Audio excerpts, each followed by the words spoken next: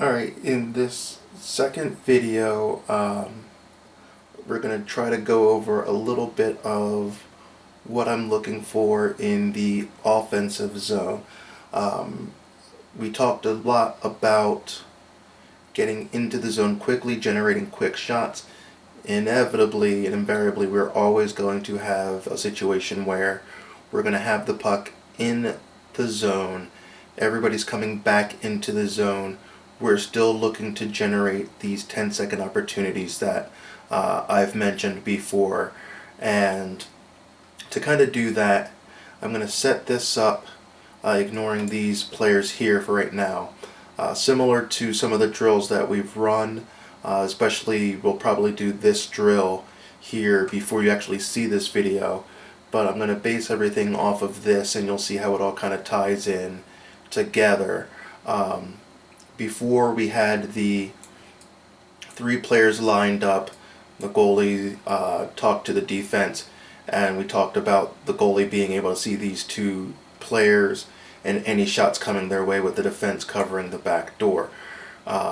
We added the second defense to make it a little bit tougher, and we started to introduce movement and motion to try to get around these defenders. Now obviously in the zone you're going to have the center coming back, you're going to have the wings back with the defense, but to kind of give you the understanding of the basics of why we need to move around and where you should be moving to, hopefully this will help out with that. So the idea is that we're always looking for open space, and we're always looking for where the open space is going to be.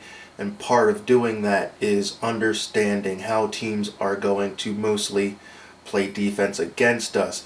And most teams are going to follow some kind of traditional defensive style. So to kind of start, we've got the puck down low here, and we've done the whole thing where the winger walks out, the center takes his spot. We're hoping to drag the defense out. If that's the case, the puck moves down. Center's got a clear lane, and we can do that. If the defense kind of stays in, well, now we've got the puck in a nice scoring area. You walk, maybe we attract this defender, puck comes back down anyway. Boom. One option that is there. The other option that we talked about was the full rotation, letting the winger walk behind the net. Now, there's a couple of different options to what we can do here. The wing on the opposite side can release back to this spot with the anticipation that this defender's going to try to pinch down. If he stays with the defender and at least, or stays with the wing and at least comes out a little bit, it lets our wing buy some time. Maybe we can get that pass, and maybe there's a one-timer option there.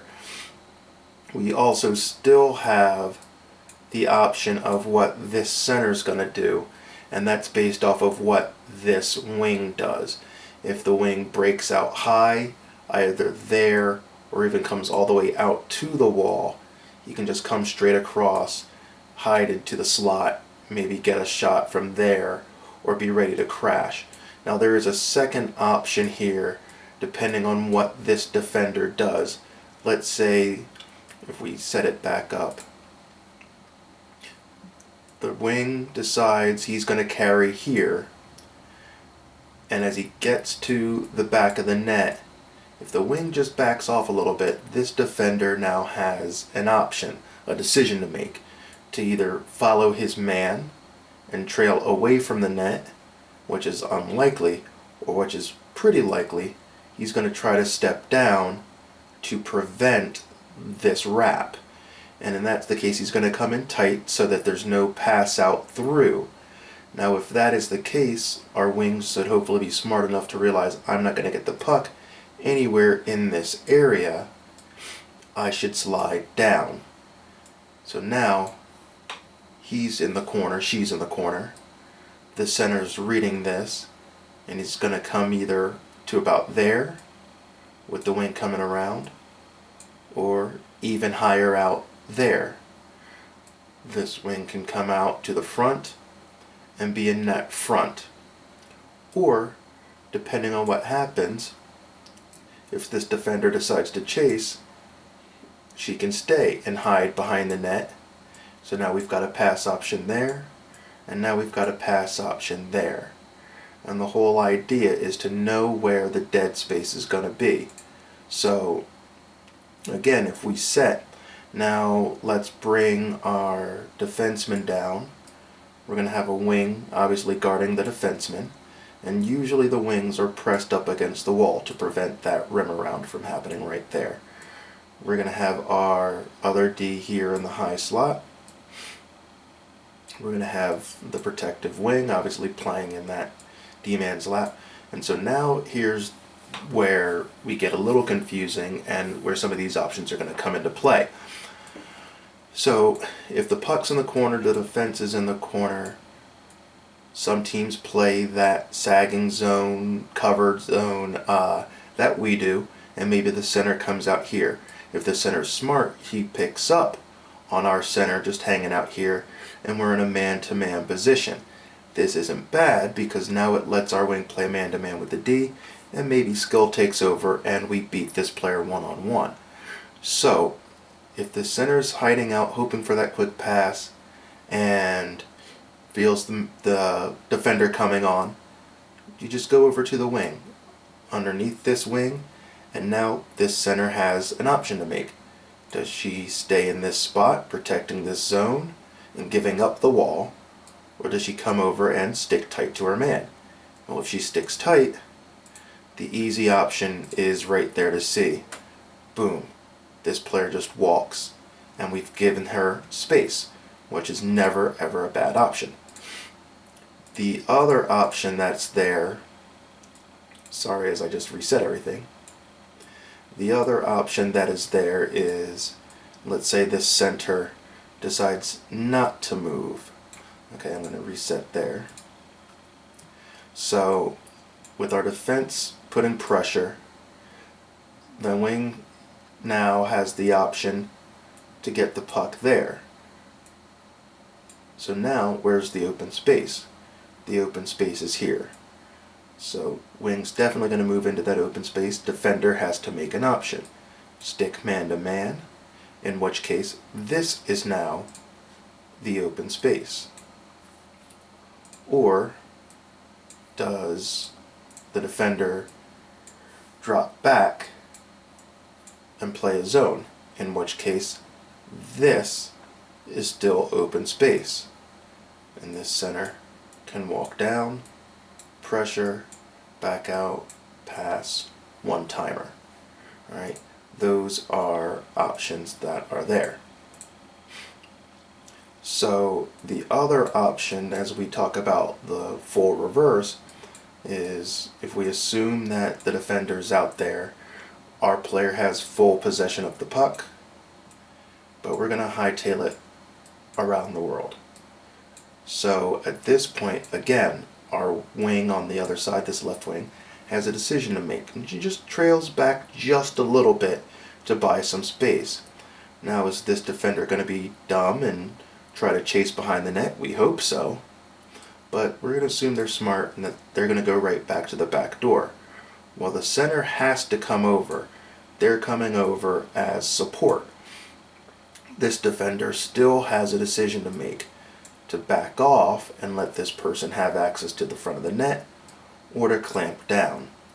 And at this point, the game is going really well for us, because again, this person can drop down, this winger's going to come over, this defender's going to come over, our defense is going to shift, this wing is going to shift.